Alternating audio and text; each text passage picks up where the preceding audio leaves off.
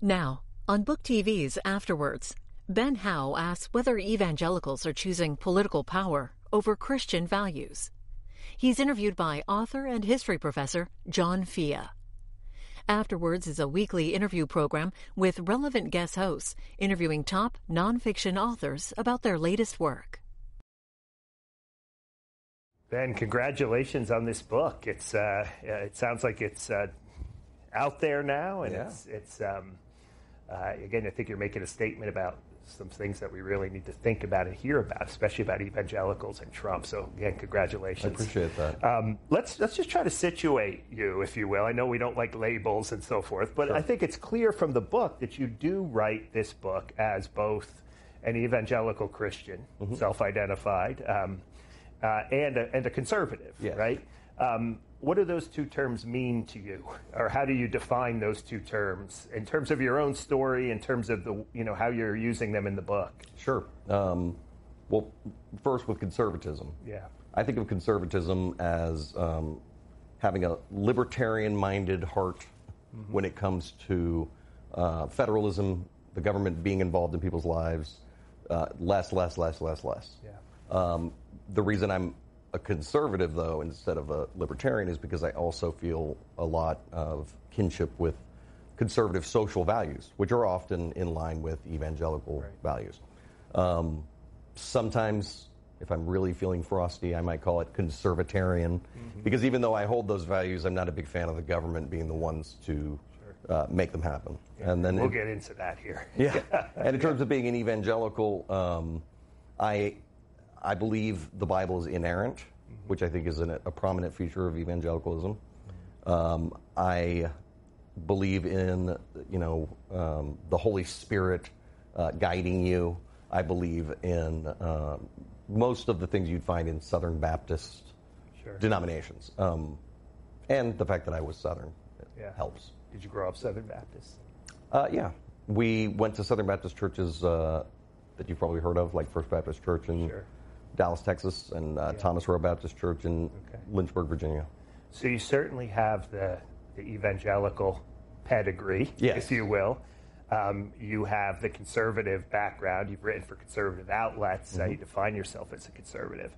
And that's you make no bones about that in the book. Right. I mean, that's the position you're coming from when you're here to critique, or when you're writing to critique Donald Trump. Yes.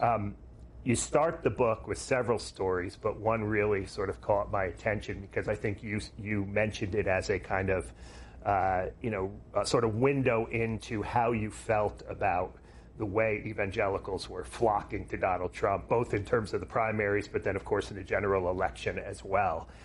You tell me the story again, and for those who are watching, tell the story about 1984. You are in Dallas at a protest with your parents. Right. You know where I'm going. Oh, yeah. Tell us that story. Well, it's a great story, and then how it kind of came back again as the election was going on. Sure. So my father, sometime before I was born, he began reading apologetics titan Norman Geisler, who passed away recently. Right. And he decided that he wanted to spend his life pursuing the ability to teach apologetics and eventually Hebrew and other languages from the Bible. So we often were moving along with his, from state to state for church opportunities where he was a youth. Well, first he was a pastor, then he was a youth pastor, and then to attend Dallas Theological Seminary. When we were living in Dallas, right around 1984, Jerry Falwell, very famous evangelical leader. Senior. Right. Yes. I would still say, even at this point, the more famous Falwell. Right. He was leading a protest that my parents brought me to. There were 7-Elevens that had Playboy magazines that were too close, like kids could get to them. And so they were protesting that. So, the memory was somewhere in my head, floating around. And it's 2016 election. And I had already known that Jerry Falwell Jr. had endorsed Trump. And I was already seeing the movement in the polls towards Trump. But it was in June when there was a Christian summit of leaders that Trump spoke to, and that Falwell tweeted a photo of himself, giving a thumbs up with Trump, and right behind him was a Playboy magazine with Trump on it. And, you know, I say this in the book, and I think it bears repeating here. It wasn't like this, I wasn't, oh, Playboy magazine. You know, I wasn't, I know who Trump is. That wasn't surprising at all. But this is the inheritor of his father's legacy, Jerry Falwell Jr. He is now the leader of Liberty University. He's an evangelical leader. Even if he's not a pastor, he's still an evangelical leader. And to go from protesting Playboy magazine to giving a thumbs up in front of it was just such a striking contrast that it really started opening my eyes to the idea that something had infected the evangelical movement. I want to come back to your take on the evangelical movement in a second, because you do have a sort of take on it, an analysis of it, even a diagnosis for its ills. So we'll get to that here in a second. But you have this great chapter in the book where you talk about what you call the new good news. Mm-hmm. Now, again, as I think about the term evangelical, right, the core root word is from the Greek, right, evangelos, the good news, right, the good news of the gospel, the good news of Jesus Christ for the salvation of souls, or whatever it might be. So you're taking that idea, the good news, not in a kind of journalistic way or anything, but for those who may not know the evangelical language, this means the good news of the gospel. Or, you know, some of you maybe, if you go to your parents' shelf, you might find a Good News Bible that the American American Bible Society produced. But you have a chapter here at the beginning. Usually with Jesus, like opening the door. Exactly. all the pictures, the stencil pictures, the pencil pictures. So you talk about the new good news. Okay. Now, I think I maybe just answered the first question for you. But what was in your mind? What's the old good news? The old good news. Before we get into what the new good news was. The old good news is no matter how you've lived, who you've been, what you've done, and even in a sense what you will do, because you will make mistakes, you will have flaws, that your sins have been paid for by Jesus Christ, and so you will get to spend eternity with God. And what you're saying is the evangelical, at least in the book, the evangelical embrace of Trump, evangelicals are now preaching a new... I don't know. You don't put good news in quotes. No. A new good news, and you break it down. I just want to go through some of these and get your ask you to elaborate a little bit. First of all, part of the new good news is something that I don't think it's original to you. I've seen it before, but this idea of vessel theology. What is vessel theology? So vessel theology is first of all, there is a real basis for the idea that God uses vessels. I mean, it's throughout the Bible. And for those who might not know, what do you mean by a vessel? Like a human... Like a vessel would be somebody who God put in a particular position at a particular time in order to fulfill his will. Sure. And that person, you know, theoretically and at times in the Bible literally, did not necessarily come across as the kind of person you would expect him to use. Right. And this happens over and over in the Bible. But where I feel like it has been morphed is, while anybody could be this sort of vessel for God's will, there comes an issue when it is people deciding, before this person has even done anything, that they must be a vessel because it comports with their desires. And the reason that's dangerous is because that makes it so anything that person does is an exhibition of that fact that they're a vessel. Sure. And that's the fast track to basically cult worship of a human. How do you hold somebody accountable that's doing God's will? Never mind the fact that you're the one who decided what God's will was. So Donald Trump, you argue, is a vessel to a lot of people, for many evangelicals. Sure. And again, just so we sort of get the larger context here, right? You know, we could debate the number, but, you know, a large number, say 81% is the number you often hear, voted for Donald Trump in 2016. And I would tend to agree. I think some of them did see Trump as a kind of divinely appointed person. I always wonder, could you have the vessel theology where God is using a particular person like Donald Trump? If you believe in the Christian worldview, which I think we both do, is using God is using Trump as a vessel to maybe punish the church, or teach the church a lesson. It's interesting, and I talked a little bit about this in the book too. The thing about trying to determine not just that someone is a vessel of God's will, but also why. Yeah. The problem with that is, Judas could have been considered a vessel. Right, sure. I mean, it's not like God didn't know what he was going to do. And in fact, Jesus told him what he was going to do before it even happened. Yeah. Had he not done that, then that would have altered the entire circumstances around the crucifixion. Sure. So it is not the case that a vessel is a value judgment in terms of good or evil. The person could be committing evil. Yeah. It is about being in a particular position at a particular moment.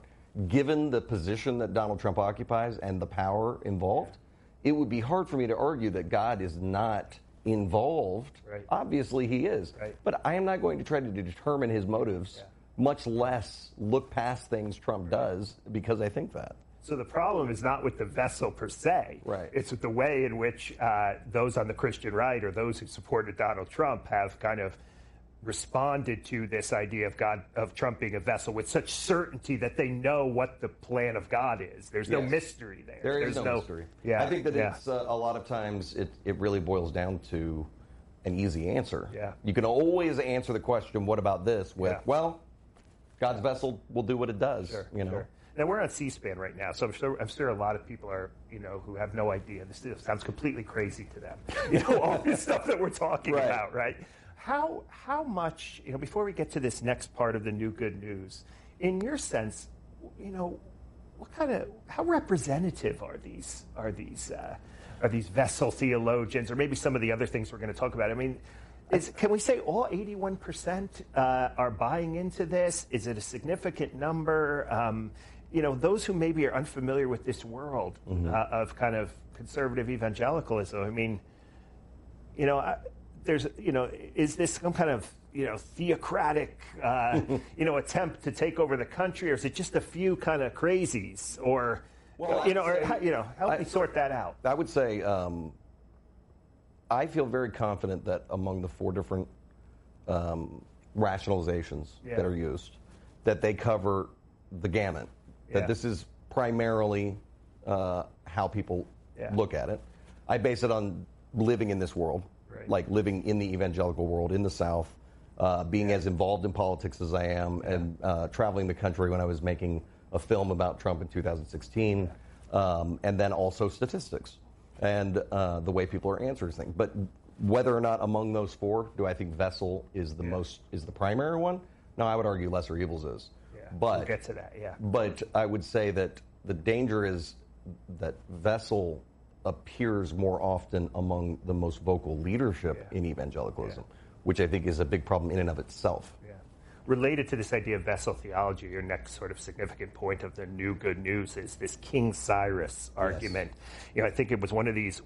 I call them the court evangelicals. These evangelicals that come to the kind of King's court and flatter him. And one of these guys, Lance Wallnau, was recently on the Jim Bakker show. Yes, that Jim Bakker. Right? He has a television show now, pitching a King Cyrus coin. I don't know if you saw that. For $45, you can buy a coin with King Cyrus on it. Why King Cyrus? What does this have to do with anything in terms of the way evangelicals kind of flock to Trump? Because I've heard this, right? And I've written about this too. They see him as a new King Cyrus. They do, and part of it they feel is fulfilled as a result of the embassy. And Netanyahu actually mentioned King Cyrus when he was talking about how thankful they were for Trump moving. I don't personally feel like, having read it many times over, I don't feel like Netanyahu was calling Trump a new King Cyrus. I think he was simply saying it is as big of a moment for us as it was when they were able to return. What's the metaphor? King Cyrus allowed the Israelis or the Jewish people to rebuild their temple, to go back into their homeland, and more importantly, his his doing this was something that had been prophesied. Yeah. So this was God's move, and God had made clear through his prophets that this is what would happen. Yeah. Yeah. The comparison with Trump is that since Cyrus was a pagan, right, not a Jew, doing God's will in line with prophecy and everything else, well, certainly the same could be true of Donald Trump, right? Well, that's what separates the vessel theologists from the Cyrus theologists, is that these guys actually say, yes, literal prophecy. Right. Wano and a few others have referred to it as the Isaiah 45 president, because one of the verses about Cyrus is in Isaiah 45. Yeah. Which is interesting because I don't know if he knows that those verse numbers weren't there when it was written. Right, exactly. But there were no chapters. There were no chapters in the Hebrew Old Testament. I mean, I could go in and renumber it. I'm going to go in and renumber it and prophesy for myself, Right. But this is definitely a more fringe aspect of it, and yet it's still embraced to a degree. Yeah. I mean, it was talked about in a book called The Faith of Donald J. Trump, which was written by some pretty mainstream evangelicals. CBN, Christian Broadcast Network, David Brody. And Scott Lamb. Scott Lamb, yeah. That's right. Okay. And they talk about it not in a non-critical way. They present it as, hey, who knows? Right. He could be. And according to Wano and others, Trump was fine with it, which doesn't surprise me. Well, but then there's a guy whose name I can't recall at the moment, made a movie about it. The Liberty University filmmaker, the fireman, wasn't he? A fireman who prophesied? Right. Yeah. So this vessel theology, King Cyrus, that stuff's kind of out there. It almost seems fringe, Well, vessel less so, only to the extent that people define it without knowing that's what they're doing. Right, sure. They'll answer questions as they did prior to the election with God can use anyone. And the issue with saying God can use anyone as an answer to a problem with Trump is that if you're not also saying that that's true about Hillary, you're kind of defining vessel theology, even if that's not what you think you're doing. Sure. The other two parts of the new good news, I think, are sort of much more. I see them much more. They're much more prevalent, right? So one is the way evangelicals, at least Trump evangelicals, have compartmentalized compartmentalization. What do you mean by that? Well, these last two that we're talking about, they're not just the most common. I'd say they're the most understandable and the most rational, but still abused and prone to abuse. And compartmentalization is a good example of that. Yeah. I compartmentalize perhaps if I'm picking which way the toilet paper roll goes in my bathroom. Mm-hmm. I don't necessarily need to bring religion into this issue, so it's fine to compartmentalize at that moment. What a lot of Christians do, and in a lot of elections, not with just Donald Trump, is they will look at what they think is the most urgent issue between politics and religion. And if at the moment the more urgent issue is the politics, and whatever religious considerations they had prior are still there, they're going to pick this more urgent thing because this doesn't really have to do with this until they need it to. I think Robert Jeffries, the First Baptist Church pastor, he showed a good example of how that works when he wouldn't endorse Mitt Romney in the primaries, and he spent a lot of time saying that they had to do whatever they could to stop Romney on spiritual grounds until he was the nominee, and then suddenly it was fine. That's compartmentalization. What do you say to because I get asked this a lot too. What do you say to the person who says, and this is classic Robert Jeffress. He's a commentator on Fox News, right? I hear him saying this all the time. The church's responsibility is one thing to preach the gospel and so forth, but the government's job is to kind of protect us. That's a sense of compartmentalizer, and Donald Trump is protecting us. He's protecting our borders. He's a strong man who's going to fight the Muslim threat. And so, in other words, it doesn't quite matter. We know he's a sinner. We didn't hire a pastor in chief, right? How do you respond to that critique? Well, using Jeffrey still as the example for a moment because he's such a great example of this. The first problem is that he merges things sort of conveniently at whatever given moment that he needs to. So he was asked about the Sermon on the Mount. Right. Would you rather have a candidate who represented the values of the Sermon on the Mount? Right. And then he replied, heck no, I'd run from that person as fast as I could, which is shocking, right? The idea that he's saying, if you see somebody who's like Jesus, run, is what he was saying. And then he morphs it into talking about what the United States does in how it deals with perhaps another country, like as a government. So what he's doing is excusing Trump's behavior, despite no matter how far away it is from being Christ-like, and then saying that the reason is because the government isn't a person. But we were talking about the man, you know. And from what I have seen of him so far, it seems as though what he's really saying is if you're going to have a government that functions somewhat amorally as it relates to other countries, since it's an entity and not a person, you need a person who somehow represents that same type of amorality, which I would think would be an odd thing coming from a pastor's mouth, that the best thing we could have is an amoral president. Right. Where do you stand on some of these? You know, you hear there's people who critique Trump, obviously, on the right, people like David French and others, right, for his character, sort of what he's doing to the office, his tweets and so forth. And you have other people in Capitol Hill, like people like Ben Sass and others who are sort of casting these aspersions on Trump for his character issues. But most of them line up pretty closely to Trump in terms of policy. How do you parse that out? Well, the first thing is that I don't think there's necessarily anything wrong with the idea or the concept of a transactional relationship with a president. I think the way a transaction would work would be you have expectations of the person to fulfill your objectives and not make it difficult for you to support them, and in return, they get your support. That's not what happens with Trump, though. The reason that it's not transactional, even though he does do things that people would like, and some things which you agree with. Oh, certainly. Supreme Court nominees. Supreme Court nominees. Absolutely. The issue is he's not actually giving anything in return. He's not making it easy for anybody to support him. And in fact, because he's so prone to throwing people under the bus if they speak ill of him, he's almost mafia-like in the way he treats the friends of the family. It puts people in a position where they either become a critic and therefore an enemy, or they pretend everything he does is great. And so a lot of people, in wanting to keep this transactional relationship alive, and I'm talking way beyond evangelicals, just everybody on the right, what ends up happening is they're more concerned about getting their policy objectives, so they end up living a lot of times a lie. And, you know, knowing as many people as I do that work in this industry, because I've been in this industry for as long as I have, I hate even calling it an industry. Privately, they have angst about this, about how difficult he makes it for them. And I'm always suggesting to them, it doesn't have to be difficult.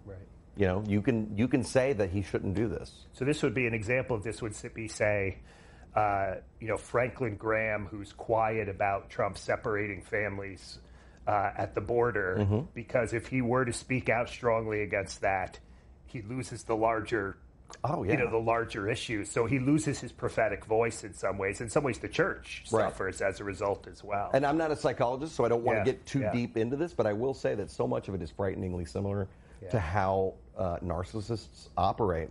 Because if you notice, using the example you gave about separating children at the border, Russell Moore, who has been a critic of Trump, he did say something about that. And Trump, having gotten criticisms from Russell Moore, who was he headed the Baptist convention. He already called out Russell Moore. He's already said that he's dead to the Republican movement and to evangelicals. So he's a bad guy. So what does Jerry Falwell Jr. do? He jumps up to snipe at him, just like the son who wants the narcissist dad's attention. It's really frightening. And Russell Moore almost lost his job over that too. I mean, so the last issue in your New Good News, which to me is the most interesting one. The New Good News is associated with the lesser of two evils. What do you mean by that? Well, this is to me the broadest one, and one that I would say I've even struggled with, and it's easy to struggle with, and I have a lot of empathy for how difficult it can be. Lesser evils essentially means you've got two options. They're the only two options you've got. One is bad, one is worse.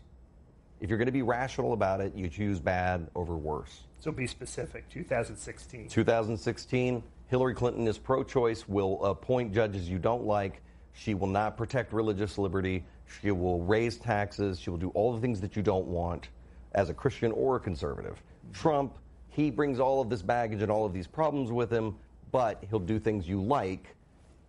This is bad, but this is worse. Yeah. And how do you, what is your critique of that? Because you hear this all the time. Sure. I've heard this all the time, right? Lesser of two evils. I can't vote for Hillary. And then the big thing is, right, if you vote for neither, you're throwing your vote away, right? I mean, how do you answer that? Well, that critique, especially from when evangelicals bring it to you. Well, right? it's very important that a lot of times it's very important that I am talking to somebody of some sort of faith, right? Because I will say that if there was no greater moral truth in our universe, if truth was just something we all agreed on, as opposed to something that that really fuels life, which I believe it is, pragmatically, sure. Yeah. Like, why wouldn't you do that? The entire idea of faith is you're answering to something higher than that. Right. And so once I establish that with the person, is there something higher to answer to? Yeah. It starts to become a question of, like, how much do you really trust God if you think that God is limited to the two-party system? Yeah. That's a small God you're describing. Mm-hmm. He can't fulfill his will on earth unless you vote for the Republican. Yeah. I think the lesser evil argument is tempting but dangerous. I think it contributes to keeping a system in place that takes accountability out of the system. And I think it also is an easy way to bring in something like evangelicalism or any other faith and then use that as a way to get votes, which seems like about the worst possible way you could use faith. So rather than being captive, and I mean this in a good way here, rather than being captive to sort of evangelical theology, a big God who cares for his people, right? Mm-hmm. Who you trust and you will, who has your back, so to speak. Is it fair to say that many evangelicals then have instead replaced that kind of theology with a worldview kind of defined by American politics or two-party system or fear, which I've written a lot about that, and fear that we need a strong man, some kind of person like Trump to help us and save us, while we have someone so much bigger than Trump. It's a God who cares and loves us. And that's the thing is you could have, and I even say this in the book at one point, you could have gone into that voting booth and had a completely clean conscience. Yeah. And you did not believe any of the accusations that have ever been made about Trump, and you believe he is a redemptive figure.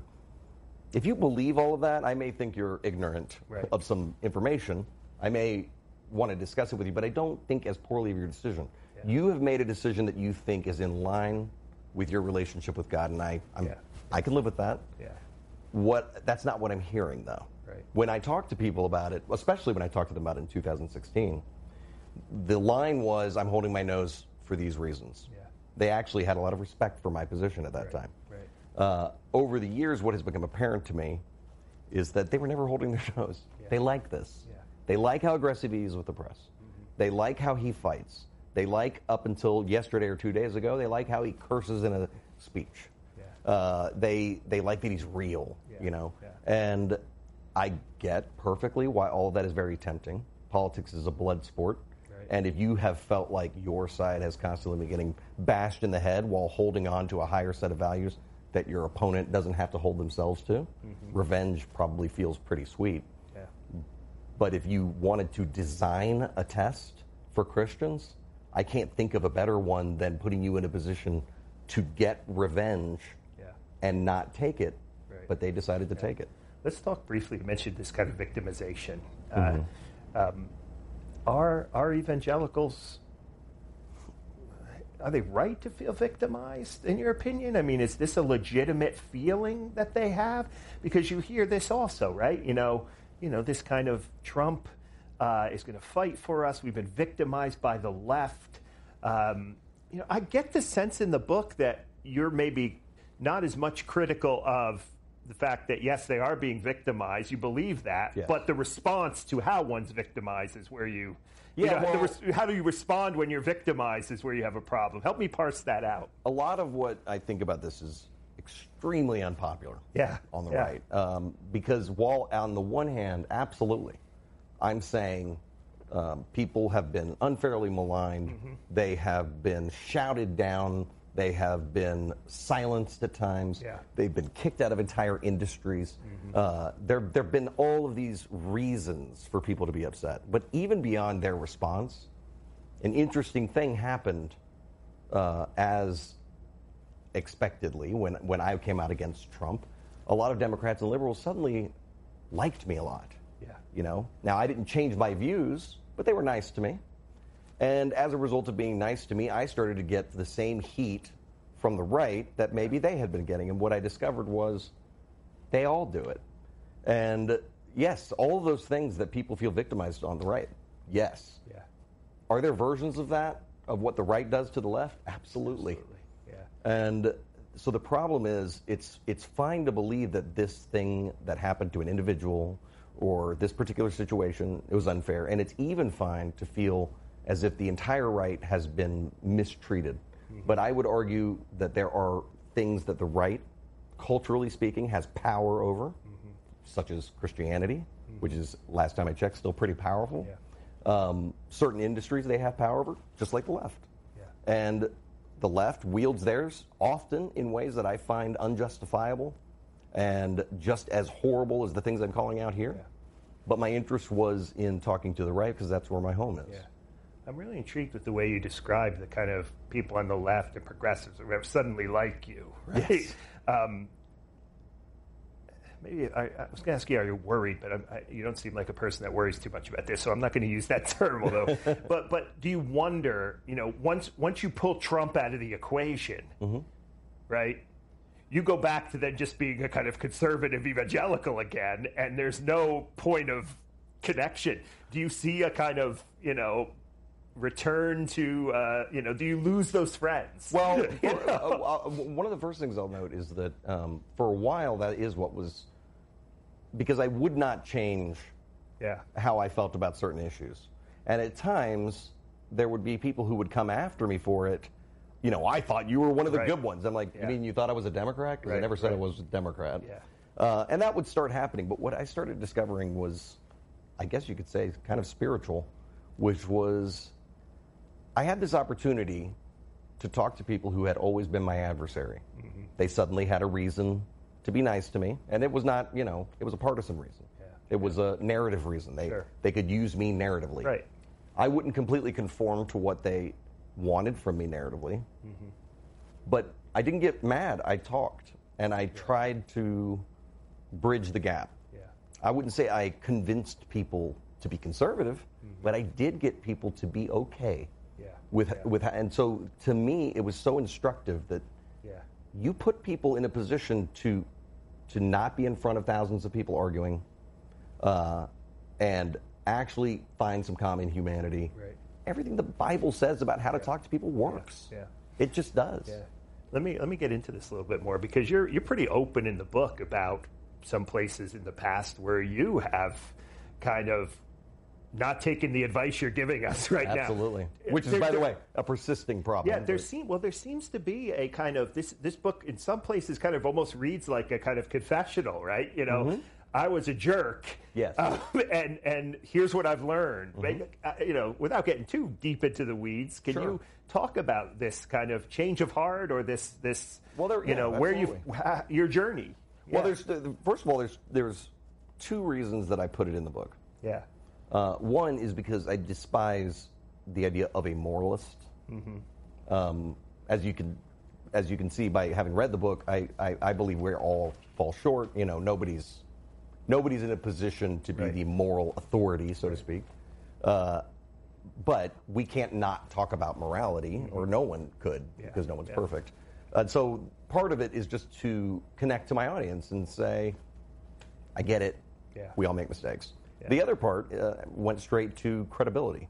This is a tough topic that people are very sensitive about. Religion is the other subject that you're not supposed to talk about at the dinner table. I'm talking about both religion and politics. Right. And so I know it's sensitive. And what I didn't want was for evangelicals who read this book to think I was an outsider. Right. I was there. I was in the Tea Party. I was carrying the signs. I was giving speeches. I was writing at Red State. I had every client in conservative politics in my video production company. I went on TV to talk about it. I've been a Republican all my life. You know, I am one of you. I really am. Yeah. And then for the readers who were not as connected to that world, I needed to give them an insight into what animates that mentality. Like, for instance, when I wrote about my first ever post was right after Barack Obama won the presidency, and I had been so tired of being maligned and called a Nazi and everything else, because people forget that happened while Bush was president. That this isn't new to the Trump era.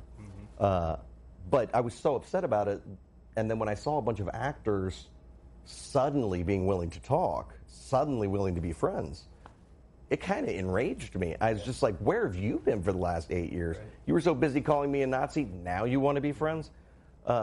Because I want, if there's going to be a conversation, if we're going to get to that point, there has to be some understanding of where people came from, why they got to this point. I don't make excuses for what the evangelical right or what the conservative right does on a lot of things these days. I don't make excuses for it. But knowing how they got to that point is important if you ever expect to speak to them or find common ground. So your credentials in that world, both worlds of evangelicalism, conservatism, you know, the points where those two worlds come together is strong, and that gives you a much more powerful voice, I think, when you critique these things. Let's go back to sort of, again, why evangelicals vote for Trump. You know, the common narrative, right, is abortion.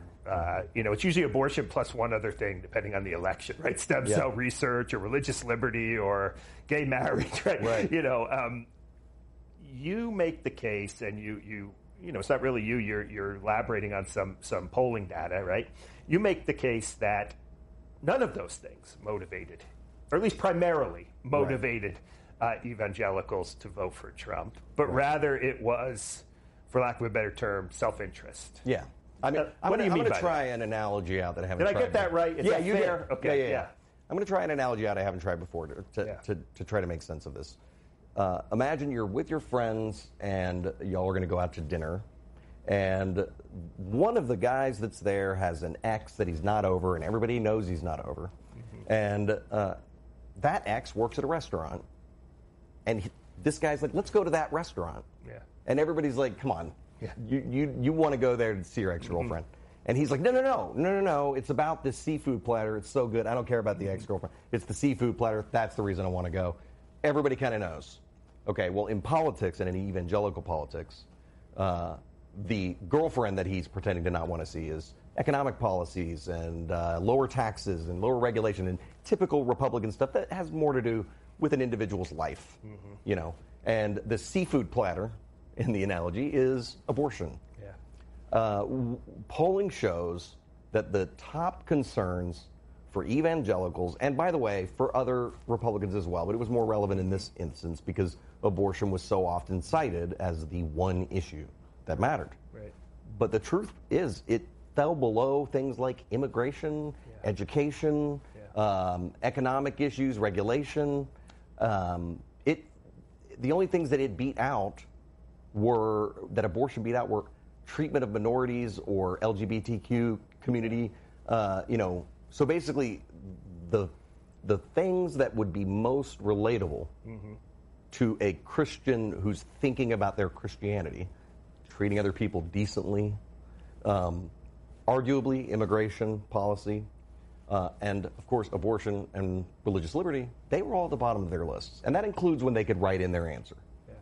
My response to that is, I'm not arguing with the data, but historically, you know, I'd have to go back and look at this. I don't know if you have. You know, I'd like to compare that poll with 2012, 2008, 2004, you know, where, you know, as a historian of the Christian right, it does, again, this is just anecdotally, you know, it does seem like these moral issues were and are the most important. But we can if we had more time, we could debate that. I will. And I will say, that. Yeah. I will say that one of the reasons that I think it would be easier to believe in some of those previous elections, is because they were voting for presidents. Let's say these were all during presidential years. Right.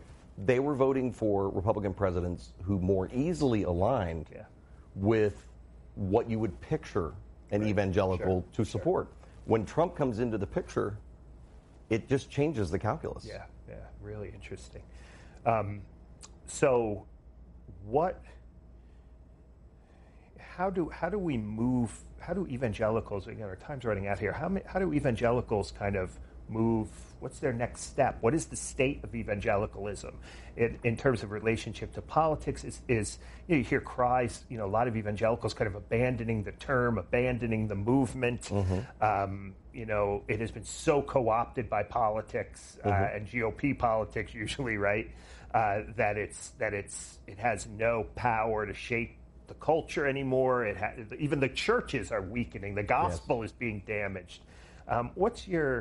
Where do you come down on that? I mean, do you still use the term evangelical to describe yourself? Why? And what is the state of this movement that you have adhered to? And I identify as an evangelical myself that I adhere to, right? But you're the one being interviewed. Right. So I'm on the spot. I have some opinions, but well, okay. So first, why do I keep the name evangelical? I love the idea of evangelizing. I think that it's important, and it should sound like a good thing. Yeah. When you're talking about evangelizing, and you can use that word in other contexts, it shouldn't have a negative connotation, but I think it does. Yeah. And that bothers me to the point that I would really like to rescue it. I would rather not throw this word away. Yeah. I would rather it continue to be rehabbed. Yeah. Okay. I think part of that happening is going to be not a separation of religion and politics necessarily. I think it would be kind of strange to think that God is the center of the universe and that he's not going to have anything to do with your decision in the voting booth. Right. But I think that it should be a more individual decision, less influenced by people specifically in power within the church. And I think also, and this one is something I've been giving a lot of thought to, I think we've got a mega church problem in this country. Yeah. There were 12 disciples. I've always thought that's a good number. It's many times, many churches have said that their internal statistics show that the people who are happiest that go to church have a Bible study. They have a small group that they go to. They have a life group, whatever you want to call it, where people aren't just listening, they're living it with each other and holding each other accountable. And I think there's far too little of that these days. And that's coming from somebody who literally attends a satellite church of a megachurch. Okay. I've been sort of wrestling with that for a while. I think that the sizes of the church could be okay if there was more emphasis put on these smaller groups.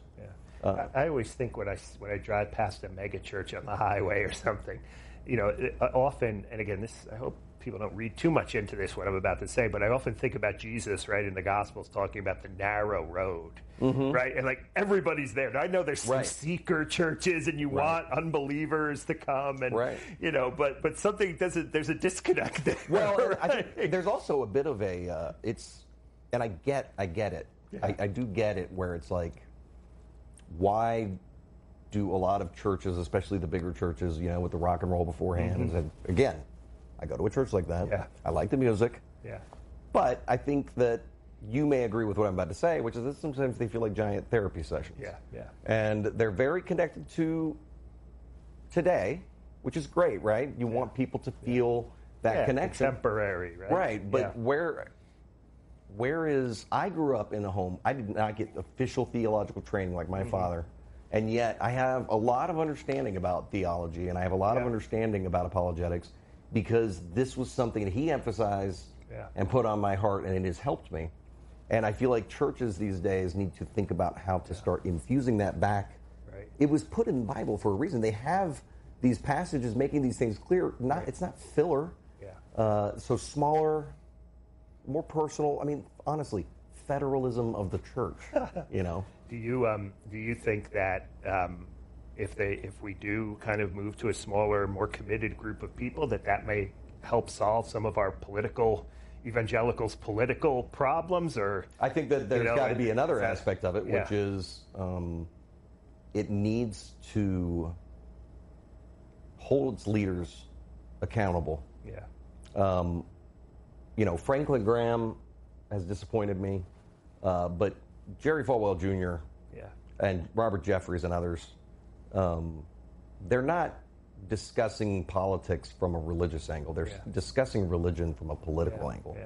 And given the size of their influence, and as you know, we both work in a world where people I'm never going to read things that I've written. Right. And whether or not these guys accept that's a big responsibility. Yeah. If you aren't careful with your words, somebody can take it in completely. They have much more responsibility than they are acting like they have. There's no authority. There's no central authority. Sometimes that could be a bad thing too, right? But there is no one to hold these people. You know, evangelicalism is not a denomination. Right? There are no bishops. There are no. You know, I thought about kind of abandoning the word, right? Evangelical. Right. You know, I'm no longer an evangelical. Where do you send the letter, right? To resign. You know, how do you? You know, how do you do that? How do you leave evangelicalism? It gets difficult because you know I went to a church that was Presbyterian and like you know. That was their denomination. Then they wanted to become non-denominational. Right. Except they disagreed with the way Presbyterian Church was doing things, but still considered themselves Presbyterian. So then they wanted to call themselves Presbyterian. Well, that's the problem of Protestantism, right? Put the Bible in the hands of the people and you'll have thousands of... Right. You know. Which is why, to me, like the smaller it gets for the individual that goes, the better. We have a couple minutes left, and there's so much more in this book I would like to talk to you about. I love this idea of moral welfare. You have some great thoughts about the alt-right, I think, and the way the alt-right has been sort of co-opted in many ways by Trump. I mean, these are all things we could spend a whole other hour talking about. But in the last sort of 2 minutes here, and I'm sure you're getting this question a lot. 2020, evangelicals. You know, I know you're not a prophet. You know, what's your take? Where you know, first of all, will they? You know, I think it's pretty obvious they're going to rally around Trump again. There's one thing. First, let me say there's one thing I'm very interested in seeing, which is they have consistently been putting out 26% of the electorate in the election. But interestingly, the number of people who identify as evangelical has been going down at the same time, which I extrapolate to mean they're doubling down on their enthusiasm with less people. Doubling down on enthusiasm when it comes to the right these days is mostly injections of fear, just like injecting it straight into the veins. Fear, fear, fear, fear, fear. We've got the immigration issues. We've got the Syrian issues. We've got a lot of angles for fear. Part of what is going to dictate, in my opinion, what's going to ultimately happen with where the evangelicals go is who the candidate is. You know, if it's Kamala Harris or Bernie Sanders, I think you'll see the biggest evangelical turnout that you've ever seen. And it's going to have much more uniformity even than 81%. If it's Biden, I still think the evangelical vote will overwhelmingly go for Trump. But I don't think it'll be quite as bad. But as to the question of simply, will they vote for him? Absolutely. Absolutely. Ben Howe, author of The Immoral Majority. Hey, it's been great talking to you. Thanks for taking some time. Absolutely. Thanks for having me. Great.